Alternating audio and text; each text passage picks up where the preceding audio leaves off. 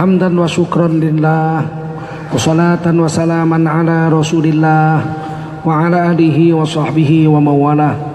Allahumma salli wa sallim ala hadhan nabiyil karim sayyidina wa maulana Muhammadin wa ala alihi wa sahbihi ajma'in. Amma ba'du, qala Allah ta'ala fi kitabihil karim, a'udzu billahi minasy syaithanir rajim. Bismillahirrahmanirrahim. Ma kana Muhammadun aba ahadin min rijalikum walakin Rasulallahi wa khataman nabiyyin wa kana Allahu bikulli syai'in alima. Ya ayyuhalladzina amanu dzkurullaha dzikran katsira wasabbihuhu bukratan wa asila. Qala Rasulullah sallallahu alaihi wasallam, man kharaja min baitihi fi talabil ilmi fahuwa fi sabilillahi hatta yarji'. Baginda Rasul bersabda, siapa keluar dari rumahnya untuk mendapatkan ilmu, maka orang itu adalah orang yang berjihad fi sabilillah sampai dia kembali ke rumahnya. Mudah-mudahan kita semua mendapatkan pahala jihad dari Allah SWT. Amin. Sadaqallahul azim wa sadaqa rasuluhun nabiyul karim wa nahnu ala dhalika minasy syahidin wasyakirin walhamdulillahi rabbil alamin. Wajiblah kita bersyukur pada Allah SWT. Salawat dan salam kita sampaikan untuk baginda Rasulullah SAW. Hari ini kita memperingati Maulid Nabi. Maulid artinya hari lahir. Kalau bahasa Inggrisnya birthday. Kalau bahasa Melayunya hari jadi. Kalau bahasa Jawanya dina weton. Bukan hal yang baru, bukan hal yang baru.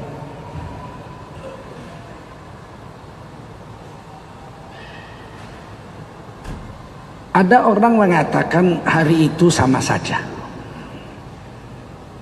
7 hari yang ada itu hari Ahad, Isnin, Selasa, Rabu, Kamis, Jumat, Sabtu, Ahad. Ini hari sama saja. Tidak ada berubah apa-apa, tidak ada istimewa apa-apa.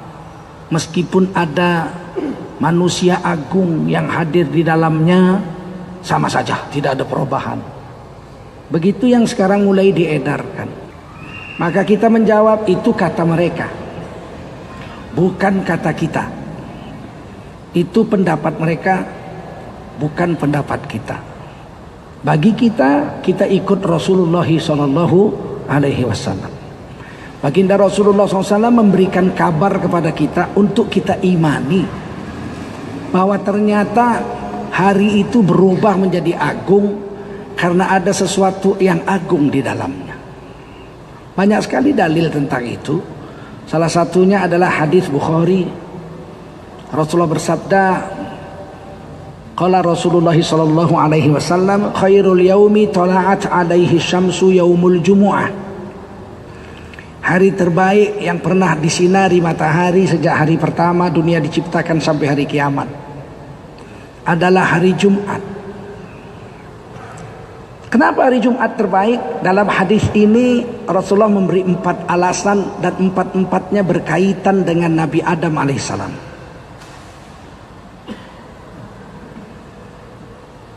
Fihi khuliqa Adam. Alasan pertama hari Jumat hari terbaik adalah pada hari Jumat itu Allah menciptakan Nabi Adam. Nabi Adam diciptakan hari Jumat. Fihi khuliqa Adam. Jadi Nabi Adam itu khuliqa, bukan wulida. Nabi Adam itu diciptakan, bukan dilahirkan. Jadi nggak ada maulidnya Nabi Adam. Beliau khuliqa, diciptakan hari Jumat. Dan hari Jumat jadi mulia agung karena Nabi Adam manusia mulia. Wa fihi udkhilal jannah. Alasan kedua, hari Jumat hari agung karena pada hari Jumat itu Nabi Adam dimasukkan ke surga. Yang ketiga, wa fihi ukhrija minha. Hari Jumat itu Nabi Adam diturunkan ke bumi. Kalau begitu tidak boleh mengatakan Nabi Adam itu berdosa. Karena Nabi Adam turun ke bumi adalah hari yang mulia, hari agung, bukan hari terkutuk. Beda dengan iblis. Kalau iblis, ukhruj, keluar kau iblis dari surga ini. Fa innaka rajim, sesungguhnya kau terkutuk.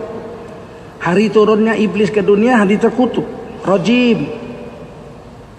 Kena rajam, dia terkutuk sampai hari kiamat. Ila yaumi munzarin, sampai hari yang ditentukan yaitu hari kiamat. Tapi Nabi Adam tidak. Nabi Adam turun ke dunia, wa fihi ukhrija minha. Hari Jumat Nabi Adam diturunkan ke dunia, hari yang agung. Sudah 3. Yang keempat, hari Nabi Adam wafat hari Jumat. Jadi keagungan hari Jumat itu banyak, tetapi 4 diantaranya yang dituliskan dalam hadis Bukhari ini berkaitan dengan Nabi Adam alaihissalam. Hari Jumat Nabi Adam diciptakan, hari Jumat Nabi Adam dimasukkan surga, Nabi Adam diturunkan ke dunia hari Jumat. Apakah Nabi Adam makhluk yang agung? Iya, makhluk agung, karena Nabi Adamlah manusia yang sebelum diciptakan sudah diberi pangkat. Sebelum diciptakan sudah diberi pangkatnya. Wa idh qala rabbuka lil malaikati inni ja'ilun fil ardi khalifah. Dan ingat olehmu tatkala Allah akan menciptakan Nabi Adam, Allah berfirman kepada para malaikatnya, inni ja'ilun fil ardi khalifah, sesungguhnya aku akan menjadikan di dunia sana itu seorang khalifah. Jadi Nabi Adam ini makhluk agung, khalifah fil ardi, penguasa bumi, wakil Allah di muka bumi ini. Nabi Adamnya belum diciptakan, pangkatnya sudah disebut. Qalu, berkata para malaikat, ataj'alu fiha may yufsidu fiha wa yasfikud dima. Akankah kau jadikan seorang manusia di bumi itu, man yufsidu fiha, yang akan membuat rusak dunia, wa yasfikud dima, dan membunuh, bertumpahan darah di dunia sana itu. Seperti itu. Berarti di dunia sudah ada makhluk sebelum Nabi Adam turun. Sebelum Nabi Adam diciptakan sudah ada makhluk di dunia yang kerjanya kalau jumpa perang, bunuh-bunuhan, bikin rusak dunia saja. Siapa? Kata Imam Suyuti di dalam tafsir Durrul Mansur, wahum banul jan, bangsa yang membunuh di dunia itu adalah bangsa-bangsa jin. Sudah ada. Hewan sudah ada di dunia.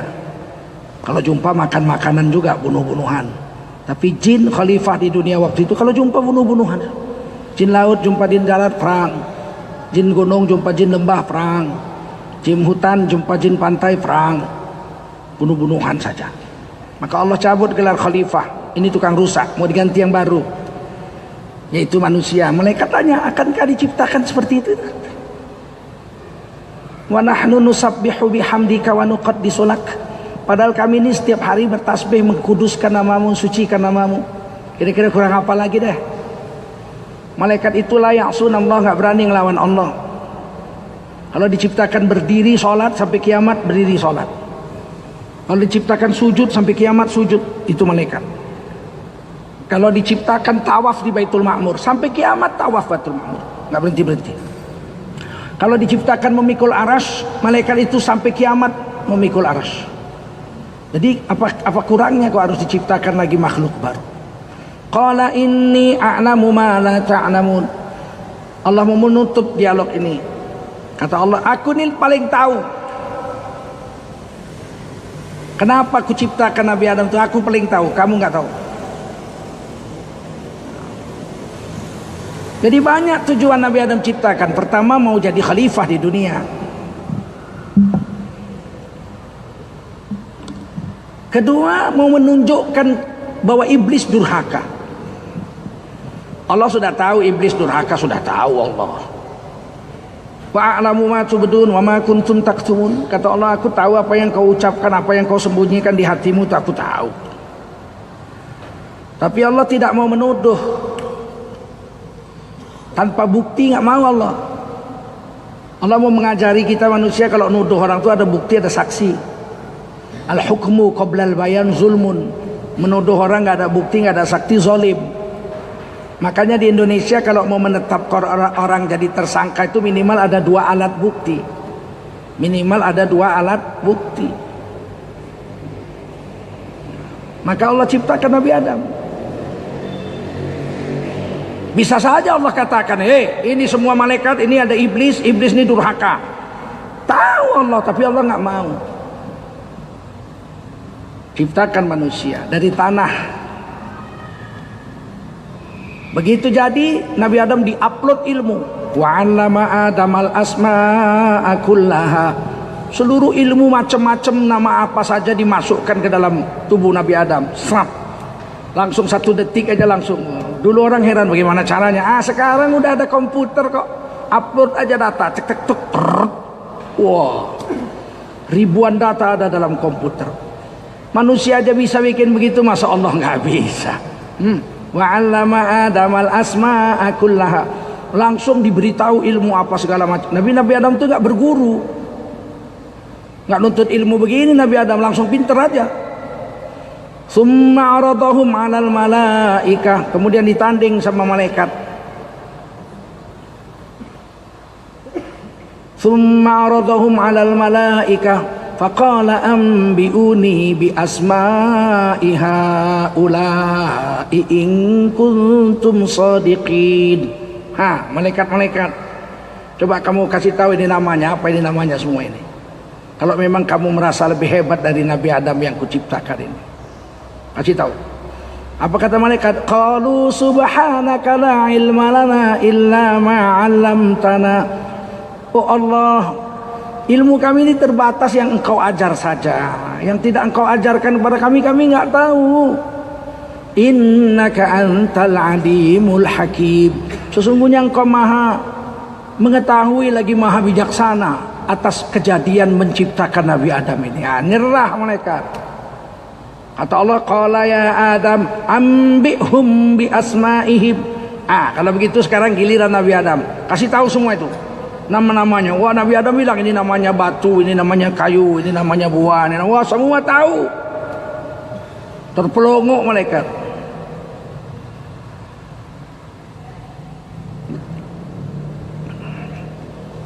Falamma amba'ahum bi asma'ihim. Setelah semua nama-nama itu dikasih tahu, kata Allah, qala alam aqul lakum inni a'lamu ghaibas samawati wal ard. Itulah kata Allah, aku ini maha tahu apa yang ada di hati kalian, ada di langit, di bumi, semua aku tahu, kata Allah. Wa a'lamu ma tubdun wa ma kuntum taktumun. Aku tahu apa yang kau ucapkan di mulutmu, dan aku tahu apa yang kau sembunyikan di hatimu. Maka Allah perintahkan fasjudu li Adam. Datanglah ini pembuktian iblis durhaka. Fasjudu li Adam, sujud kamu semua sama Nabi Adam. Fasajadu illa iblis. Semua malaikat langsung sujud. Detik itu juga Allah pakai fa. Kalau pakai fa itu atofnya, kata sambung fa itu artinya detik ini juga harus sujud, nggak nunggu-nunggu. Fasajadu, maka detik itu juga seluruh malaikat sujud, illa iblis, kecuali iblis tidak mau sujud. Aba wastakbar, congkak dan sombong iblis. Wa kana minal kafirin, jadilah dia orang yang kafir, membantah perintah Allah. Sini baru kelihatan Allah buktikan tuh, kan kafir kan? Dulu waktu saya mau ciptakan, saya udah tahu dia kafir, ngelawan sama saya, tapi saya mau buktikan aja. Ditanya sama Allah, ya iblis, ma mana'aka antus jada bima khalaqtu biyadai.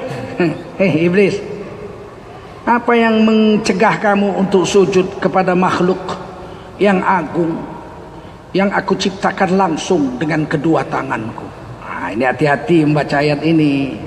Ini surah Shad. Kalau tadi Al-Baqarah. Tidaklah Allah menciptakan Nabi Adam dengan kedua tangannya. Seperti istri kita bikin kue bantal itu. Banting-banting begitu. Meskipun dalam Quran dikatakan, hei Adam, kenapa kau menolak sujud kepada makhluk agung yang aku ciptakan langsung dengan kedua tanganku? Itu maksudnya biqudrati, yang kuciptakan dengan kodrat kekuasaanku. Sebab kalau Allah membuat gak perlu pakai tangan. Ini ditakwilkan kepada surah Yasin. Innama amruhu idza arada syai'an ayyaqula lahu kun fayakun. Kalau Allah mau menciptakan sesuatu, Allah nggak perlu pegang-pegang. Cukup Allah perintah jadi, detik itu juga jadi. Maka jadi. Apa kata iblis? Ana khairum minhu. Aku lebih baik dari Nabi Adam. Apanya lebih baik? Wong ilmu aja udah jelas kalah kok. Lebih baik.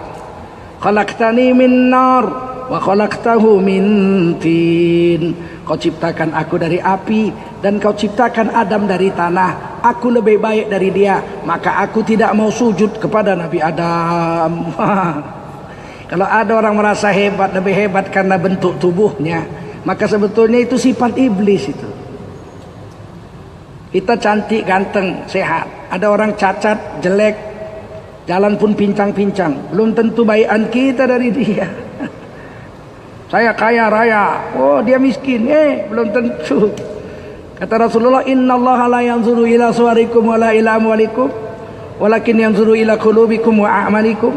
Sesungguhnya Allah tidak lihat rupamu yang ganteng, keturunanmu yang bangsawan, hartamu yang banyak. Mana Allah lihat itu. Walakin yanzuru ila qulubikum wa a'malikum. Tapi Allah lihat hatimu, ada iman enggak di situ? Atau isinya kekafiran di dalam hatimu itu? Congkak dan sombong kayak iblis, atau iman dan patuh kepada Allah dan Rasulnya? Itu yang Allah lihat. Wa a'malikum, dan Allah lihat amalmu sesuai enggak dengan yang diajarkan Nabi. Yang dilihat Allah isi hatimu, ada iman, amalmu cocok dengan perintah Rasul apa enggak? Dua itu aja dilihat Allah. Mana dilihat Allah kekayaanmu, harta benda, ganteng. Luqman Hakim diceritakan orang hitam, bibirnya tebal, kepalanya krewel-krewel kayak kismis, dan dia cacat. Sudahlah dia negro, merongos, bibirnya tebal, cacat lagi. Dia sakit polio, jadi jalannya pun cacat gitu. Tuh, kalau lihat potongannya, apa hebatnya itu orang. Tapi malaikat Jibril turun. Diperintahkan Allah menanya kepada Luqman Hakim. Wahai Luqman, Allah kirim salam kepadamu. Kamu ini disuruh milih dua kedudukan. Jadi nabi atau jadi ahli hikmah yang bijaksana. Terkejut Luqman. Apa? Allah suruh kamu pilih. Mau jadi nabi atau mau jadi ahli hikmah. Kalau jadi nabi sekarang dilantik, kirim wahyu. Sebentar. Beliau masuk ke dalam kamar. Beliau ambil potongan cermin. Beliau miskin. Beliau ambil potongan cermin, beliau lihat. Potongan kayak gini nggak cocok jadi nabi. Manalah orang tertarik kalau saya jadi nabi. Nabi itu harus ganteng. Nabi itu mukhtar, paling ganteng dari seluruh kaumnya. Semua nabi mukhtar, ganteng. Nggak ada nabi jelek. Nabi Musa paling ganteng se-Mesir. Nabi Yusuf paling ganteng se-Mesir. Nabi Isa paling ganteng se-Palestina. Nabi Ayub paling ganteng se-Turki. Nabi Yunus paling ganteng se-Irak. Nabi Ibrahim paling ganteng se-Irak, Palestina, Mesir, India. Itu yang didakwah oleh Nabi Ibrahim. Nabi Ibrahim itu dakwah dari mulai Mesopotamia, Irak, ke Suriah, Palestina, Mesir, Mekah, sampai India. Di India disebut istrinya yang cantik Saraswati. Sarah yang seperti Dewi, Saraswati. Sementara Nabi Ibrahim di India disebut Brahma. Di Palestina disebut Abraham. Di Mekah disebut Ibrahim, Abraham, Brahma. Tidak ada nabi yang jelek. Maka keluar lagi Luqman Hakim, dia bilang sama malaikat, saya nggak cocok jadi nabi. Nabi harus ganteng, saya nggak ganteng. Sudahlah, saya jadi ahli hikmah saja. Jadi nasihat-nasihatnya diabadikan di Quran. Nasihat-nasihat beliau pada anaknya ditulis di Quran. Dan surat itu diberi nama surah Luqman. Orangnya jelek, cacat. Allah nggak lihat cacat atau jelek. Allah nggak lihat kaya atau miskin. Yang Allah lihat adalah hati. Ada iman atau tidak. Amal cocok dengan sesuai dengan perintah Rasul apa enggak. Kesuksesan di dunia hanya satu. Tidak dua, tidak tiga, tidak empat. Kesuksesan di dunia hanya satu. Siapa yang sukses di dunia? Wa may yuti'illaha wa rasulahu faqad faza fawzan 'azima. Siapa yang seumur hidupnya di dunia bisa taat sama Allah sama Rasul. Waktu dia kaya dia taat sama Allah sama Rasul. Jatuh miskin tetap taat sama Allah sama Rasul. Jadi orang terkenal tetap takwa taat sama Allah sama Rasul. Begitu dia jadi jembel, dia tetap taat sama Allah sama Rasul. Nggak ada urusan sama dia kedudukan di dunia. Tapi hatinya hanya sama Allah sama Rasul. Orang ini telah sukses dengan kesuksesan yang agung. Sukses hanya satu. Kaya tapi nggak beriman, Fir'aun nggak sukses. Berkuasa lagi, seumur hidup jadi raja, ngaku Tuhan, nggak sukses. Fir'aun hina. Di akhirat sukses juga cuma satu. Faman zuhziha 'anil nari wa udkhilal jannata faqad faz. Siapa yang di dunia, siapa yang di akhirat nanti selamat dari neraka, masuk ke surga, orang ini telah sukses. Di akhirat sukses cuma satu.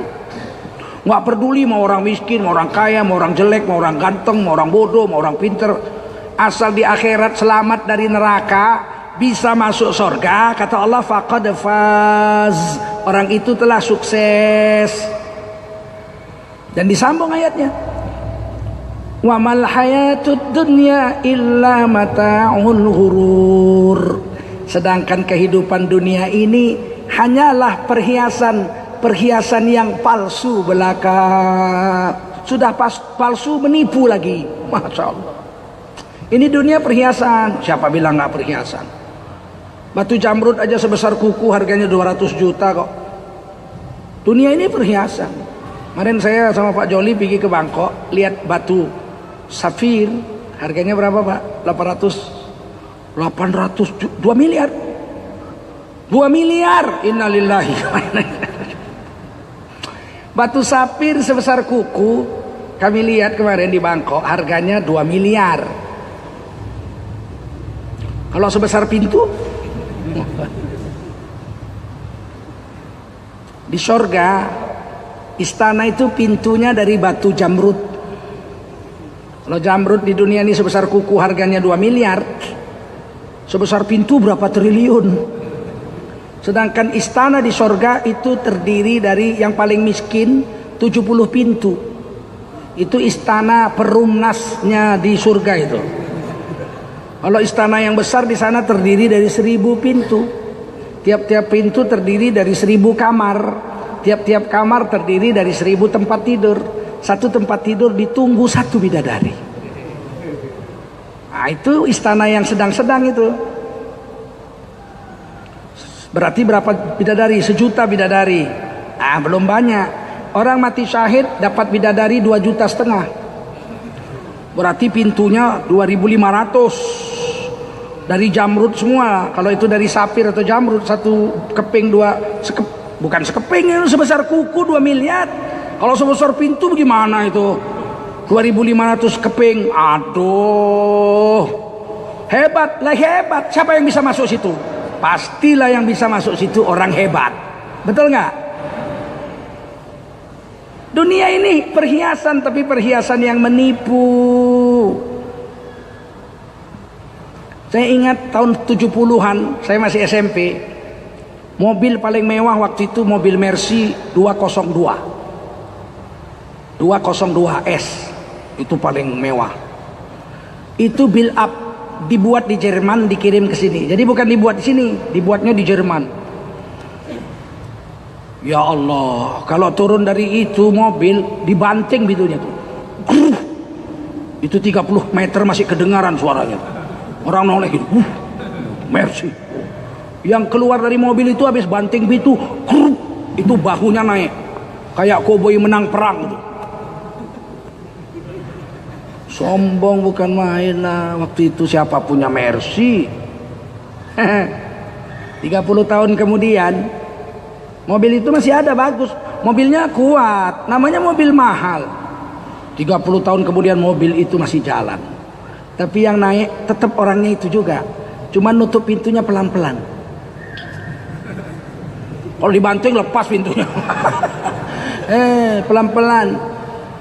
Kita lihat gitu kan, dia lihat kita, kita lihat gitu. Dia bilang apa? Maklum Pak, mobil tua. Loh, kita nggak ada ngomong apa-apa, cuma lihat aja kok. Turun kemarin dulu begini, sekarang kalau turun dari mobil itu bahunya turun. Maklum mobil tua Pak. Mau beli yang baru nggak bisa, udah pensiun. Gaji kecil Pak. Lu dari gaji kecil kok bisa beli Mercy? Dulu sabetannya banyak. Dulu bangganya bukan main 30 tahun yang lalu. Sekarang jadi apa? Naik mobil setir kiri. Kalau Jerman kan setirnya kiri. Kalau kita setir di kanan, dia setir kiri. Begitu masuk jalan tol berhenti, turun dulu bayar tol. Maaf Pak, mobil kuno. Iya. Itulah harga dunia itu. Wa mal hayatud dunya illa mata'ul ghurur. Adalah kesenangan dunia itu memang perhiasan, tapi perhiasan yang menipu saja, perhiasan palsu. Dulu istri kita wanita tercantik sedesanya. Semua orang mengejar-ngejar dia saking cantiknya. Dulu. Sekarang dilepas nggak ada yang mau. Dilepas nggak ada yang mau. Udah umur 65 siapa yang mau? Itu pun masih berani pakai rok pendek pula. Nggak pakai kerudung. Kucing aja buang muka. Kucing aja lihat dia gini. Woi, sadar woi. Kesuksesan di dunia hanya satu. Bisa taat sama Allah sama Roh. Kesuksesan di akhirat hanya satu. Bisa selamat dari neraka masuk surga. Tapi ada yang tega bilang cerita surga, cerita neraka kayak pernah ke sana saja. Percaya kepada ramalan-ramalan. Itu yang bilang Quran bos, betul nggak? Kalau nggak percaya sama Quran murtad. Apa? Murtad. KTP Islam, nggak percaya sama Quran, murtad, imannya batal, wajib syahadat lagi, mati tidak boleh disolatkan kecuali dia tobat. Nggak boleh. Saya tanda ini orang mati nggak saya solatkan ini. Kecuali dia tobat, dia bilang Tengku saya tobat, baru saya sholatkan lagi. Kalau enggak nggak mau aku, murtad. Paham? Lagi ngomong jangan ngapir-ngapirkan orang. Yang berhak mengkafirkan orang hanya Allah. Quran aja bilang suruh ngomong kafir. Qul ya ayyuhal kafirun. Katakan hai orang-orang Islam sama orang-orang kafir, hei orang-orang kafir, la a'budu ma ta'budun, aku ini enggak menyembah Tuhan yang kau sembah, wala antum abiduna ma a'bud, kamu pun tidak menyembah Tuhan yang aku sembah. Paham? Di ujungnya lakum dinukum waliyadin. Kau sama kau agamamu lah kafir, aku sama aku agamaku. Hei orang-orang Islam, nggak boleh bilang kafir. Quran suruh kul Ya ayyuhal kafirun. Qul itu perintah, fi'il amar. Katakanlah orang Islam semuanya. Ya ayyuhal kafirun. Maka aku heran, jangan bilang-bilang kafir, anti Bhinneka Tunggal Ika, anti Pancasila. Belum ada negara ini qul ya ayyuhal kafirun udah turun kok. Masa gara-gara NKRI Quran dibatalkan? Betul nggak? Padahal negara menjamin tiap-tiap negara untuk memeluk agama garis miring kepercayaan dan menjalankan agama garis miring kepercayaannya masing. Negara menjamin, kok dilarang? Itu kafir menebar kebencian. Mana ada bilang kafir kok benci? Nggak ada benci. Ujung ayatnya lakum dinukum waliyadin. Kau urus agamamu, aku urus agamaku. Benci di mana? Nggak ada benci. Kafir itu tidak menghina. Menghina? Enggak. Mana ada Quran menghina? Quran kitab suci kalam Allah kok menghina? Kafir itu asal kata kafaro yukafiru kufron. Menutup hati dari Allah dan Rasulnya.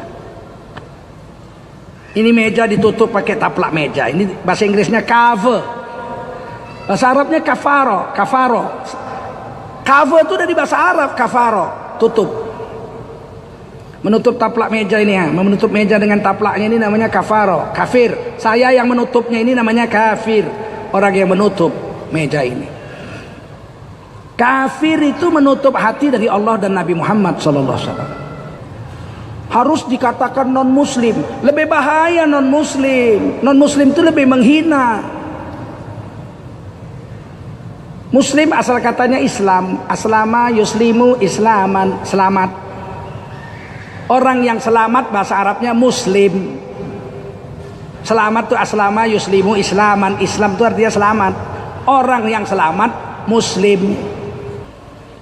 Turunnya Nabi Adam, diciptakannya Nabi Adam, masuk surganya Nabi Adam. Yang keempat, wafatnya Nabi Adam hari Jumat. Hari Jumat jadi agung. Hari Senin. Tadi hadis Bukhari, ini hadis Muslim. Ternyata baginda Rasulullah SAW setiap hari Senin mengagungkannya. Setiap hari Senin Nabi Muhammad syukuran, syukron lillah, bersyukur pada Allah. Ngapain? Puasa. Setiap Senin. Dari mulai dilantik jadi Nabi sampai wafat 63 tahun. Berarti 23 tahun Rasulullah itu setiap Senin puasa. Tentu sahabat heran, ada apa ini? Kok hari Rabu nggak puasa? Hari Selasa nggak puasa? Kok Senin nggak pernah tinggal nih? Maka sahabat bertanya, su'ilan Nabi an saumil itsnin. Nabi ditanya, kenapa hari Senin puasa? Ada apa dengan Senin? Kok Nabi setiap hari Senin puasa? Ada apa dengan Senin? Apa istimewanya? Qala Rasulullah sallallahu alaihi wasallam, Nabi menjawab. Jawabannya ringkas, pendek, gampang dimengerti, nggak perlu dipelintir. Apa kata Nabi? Dzalika yaumun wulidtu fihi. Aku mengagungkan hari Senin dengan puasa setiap hari Senin, syukuran kepada Allah karena hari Senin itu hari kelahiranku. Dzalika yaumun wulidtu fihi, itu maulid Nabi hari Senin itu. Hari maulidku. Berubah hari Senin jadi agung. Karena Nabi lahir hari wa bu'istu fihi. Hari Senin aku dilantik jadi Nabi. Wa unzila ilayyal Qur'an. Dan hari Senin itu nuzul Qur'an. Turunnya pertama kali Quran ke dunia hari sudah 3. Senin jadi agung karena ada yang agung. Nabi lahir hari Senin, dilantik Nabi jadi hari Senin, diturunkan wahyu hari Senin. Quran agung apa enggak? Nabi Muhammad agung apa enggak? Quran disebut Al-Quranul Azim, Quran yang Nabi Muhammad disebut wa innaka la'ala khuluqil azim. Sesungguhnya engkau Nabi Muhammad akhlakmu sangat agung. Malaikat Jibril turun melantik Nabi Muhammad jadi nabi. Malaikat Jibril adalah makhluk yang agung. Nabi Muhammad nabi yang agung. Satu yang tidak disebut Nabi. Nabi wafat hari Senin. Nabi wafat hari Jadi 4. Nabi Adam 4 juga. Jumat itu agung karena Nabi Adam diciptakan hari Jumat, dimasukkan ke surga hari Jumat, diturunkan ke bumi hari Jumat, wafat hari Jumat.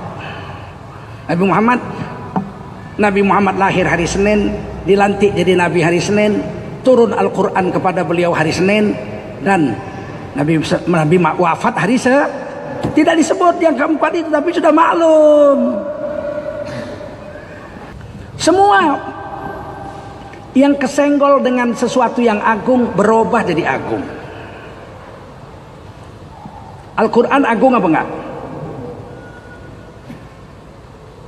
Turunnya Al-Quran dibawa oleh malaikat Jibril. Malaikat Jibril malaikat yang paling agung. Turunnya itu nuzul Quran 17 Ramadan katanya. Senin, malam Senin. Hari turunnya menjadi hari yang agung. Namanya Lailatul Qadar. Apa? Lailatul Qadar. Turunnya Al-Quran itu Lailatul Qadar, malam Qadar. Lebih baik dari 1000 bulan. Tuh, karena Al-Quran agung. Malam turunnya itu lebih baik dari 1000 bulan. Khairun min alfi syahr. Beribadah di malam Lailatul Qadar pahalanya 83 tahun, 1000 bulan.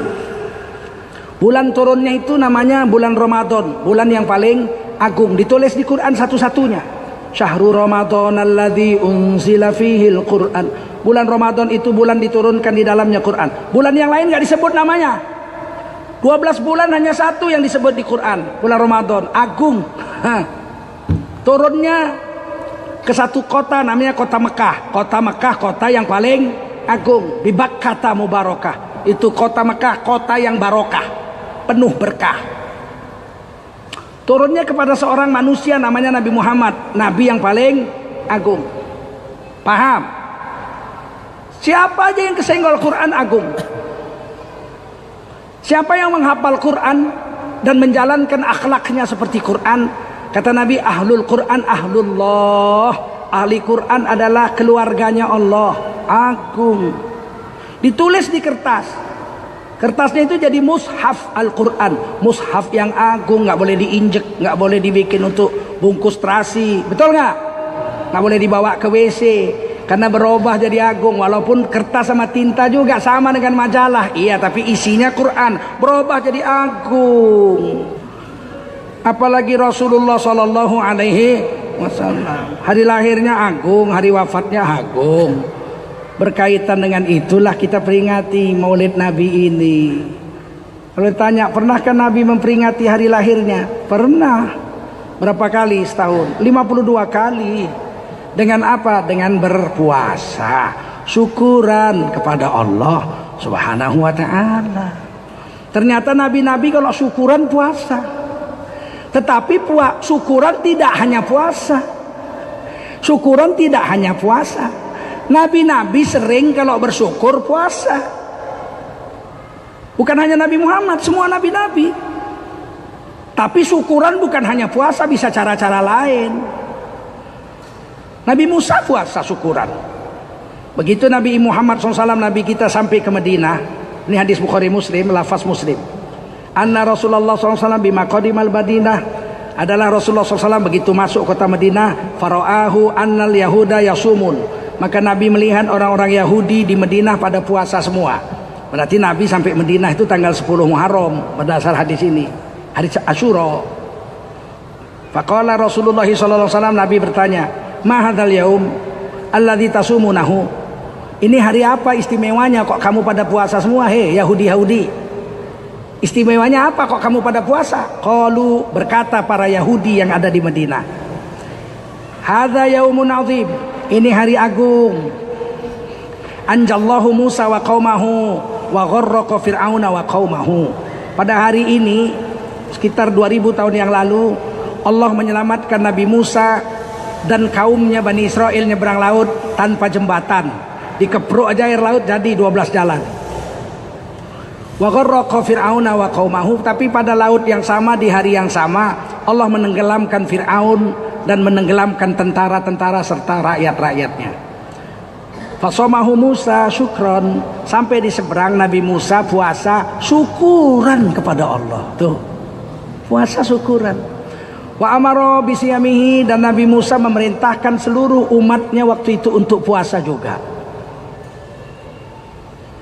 Wa nahnu nasumun, dan kami pun sudah puasa 2000 tahun. Turun temurun, ganti mengganti generasi.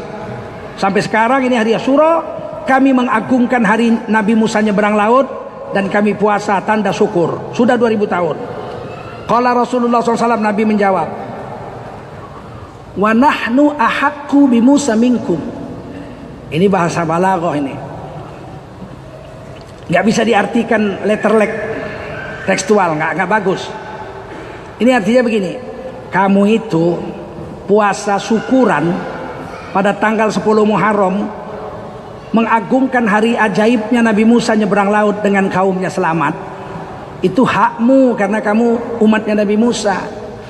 Akan tetapi kami orang Islam, wa nahnu ahaqqu bi Musa minkum, tapi kami lebih berhak untuk menghormati Nabi Musa daripada kamu. Fasamahu Rasulullah sallallahu alaihi wasallam, hari itu juga Rasulullah puasa padahal udah siang. Wa amara bisiyamihi, dan Nabi Muhammad memerintahkan orang Islam hari itu semuanya puasa sampai sekarang, sampai hari kiamat. Ada sahabat tunjuk tangan, ya Rasul, tadi saya udah kadung sarapan, kan udah siang nih. Kata Nabi, udah sisa hari tetap puasa. Tahun depan baru kau jangan sarapan lagi, sahur saja langsung puasa. Nabi Muhammad itu syukuran Nabi Musa diterusin oleh Nabi Muhammad sampai hari kiamat. Tapi syukuran itu tidak hanya puasa. Lahir anak, potong kambing, bikin makanan enak-enak, panggil tetangga, kasih makan gratis. Itu syukuran, namanya akikah. Apa namanya? Akikah. Syukuran itu. Syukuran bisa dengan puasa, syukuran bisa dengan sedekah, syukuran bisa umroh. Ada orang punya tanah 10 hektar, pasir semua, nggak ada rumput pun nggak mau tumbuh, nggak subur. Mau dijual 10 juta, 20 tahun nggak laku. 10 hektar dijual 20 juta, 10 juta nggak laku. 1 hektar 1 juta. Kenapa? Tandus. Tahun ke-21 Pertamina datang. Pak, itu tanah pasir yang di sana 10 hektar itu Bapak punya? Iya. Saya udah mau jual tapi nggak laku-laku. Subhanallah. Saya ini utusan PT Pertamina, Pak. Ternyata tanah Bapak itu ada gas bumi di dalamnya. Pertamina mau beli, Pak. Berapa? 20 miliar. Pingsan 3 hari dia. Hah? 10 miliar? 10 juta gak laku dibeli 20 miliar. Begitu dia sadar dari pingsannya, dia bilang sama anak istrinya, anak-anakku kumpul semua. Kita ada berapa semua ini anak-anak? Ada 4, istri 1, 5 dengan saya 6. Paman ada berapa? Ada pamanmu berapa? 3 bawa semua. Bibimu ada 2 bawa semua. Menantu berapa nih? Menantu 5 bawa semua. Kita daftar naik haji tahun depan dan umroh tahun ini. Masya Allah. Kenapa? Syukuran dapat duit 20 miliar. Boleh nggak? Masuk neraka apa nggak? Jadi syukuran itu banyak caranya. Bisa puasa syukuran. Kamu hari ini kok puasa? Hari ini hari ulang tahun saya. Saya mencapai umur 54 tahun. Saya puasa hari ini. Saya bersyukur pada Allah, mudah-mudahan setahun lagi umur saya kalau panjang bisa bertambah soleh saya di sisi Allah. Boleh apa enggak? Boleh. Loh, hari ini kok Bapak beli nasi bungkus, nasi kotak, 100 kotak. Ini hari saya ulang tahun. Hari ini semua karyawan di kantor ini nggak usah beli nasi makan siang, saya yang bayar. Kenapa? Saya syukuran ulang tahun saya. Boleh nggak? Boleh. Kenapa nggak boleh? Nabi Muhammad memperingati Maulid Nabi setiap Senin puasa seumur hidup. Ngapain? Syukuran. Saya ingin kemukakan satu pesan Nabi SAW. Al-mujahidu man jahada nafsahu fi ta'atillah. Mujahid itu, pejuang agama itu adalah orang yang mampu untuk mengkontrol nafsunya agar nafsunya mau taat sama Allah. Jadi perang melawan musuh itu jihad, tapi itu jihad kecil. Jihad besar adalah perang melawan nafsu, agar nafsu ini mau tunduk sama Allah. Itu susah. Kita baru tidur jam 3 malam, tiba-tiba jam 4:10 azan subuh. Kan lagi enak-enaknya tidur itu. Sanggupkah kita mengkontrol nafsu tidur kita? Bangun dulu, sholat subuh dulu. Habis sholat subuh tidur lagi, tidak haram, makruh. Tapi kalau dia tidak sholat, haram hukumnya, dia kena laknat. Sanggup nggak dia mengkontrol nafsunya? Bangun, saya harus tidur. Saya harus sholat. Selesai sholat dia tidur lagi. Udahlah, nggak apa-apa, cuman makruh. Makruh nggak sampai berdosa tidur. Tapi ada satu orang bangun, sholat subuh. Habis sholat subuh zikir sampai terbit matahari, jangan tidur. Setelah matahari terbit dia tidur. Ini kan mengkontrol nafsu ini. Mana sama derajatnya yang 3 ini. Dia tidur sama-sama jam 3 malam sama-sama. Yang satu azan subuh dia tidur aja nggak bangun. Dia kalah dengan nafsunya. Nafsunya yang mengkontrol dia. Yang kedua dia bangun. Dia sholat subuh tapi dia terus tidur lagi.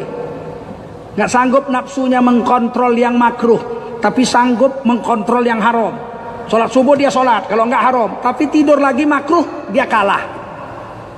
Yang ketiga dia bangun, sama-sama tidur jam 3. Dia bangun sholat subuh, dia ngantuk, dia cari pinggir tiang, dia zikir, dia baca Quran kuat-kuat supaya jangan ngantuk. Bismillahirrahmanirrahim. Dia baca ya kuat-kuat. Man jaa bil hasanati falahu asyru amsalha. Hilang ngantuknya. Udah terbit matahari dia sholat 4 rakaat, 2 rakaat, habis itu tidur. Tentu beda derajatnya yang 3 ini dalam mengontrol nafsu. Orang yang mujahadah, mujahid adalah orang yang mengontrol nafsunya agar bisa taat sama Allah. Begitulah Islam. Maka Nabi mengajarkan al-mujahidu man jahada nafsahu fi ta'atillah. Pejuang agama mujahid itu adalah orang yang berhasil mengkontrol nafsunya untuk agar nafsunya bisa mentaati Allah Subhanahu wa taala, dan dia mati mendapat pahala jihad di sisi Allah Subhanahu wa taala. Semoga taklim hari ini ada manfaat, dan semoga kita bisa menjadi hamba-hamba Allah yang mencintai Nabi, mengagungkan hari lahirnya, mengagungkan ajaran-ajaran dan sunnah-sunnahnya.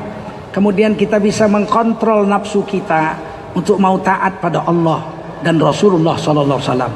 Wa may yuti'illaha wa rasulahu faqad faza fawzan 'azima. Siapa yang bisa taat sama Allah sama Rasul selama hidupnya di dunia, orang itu telah sukses dengan kesuksesan yang agung.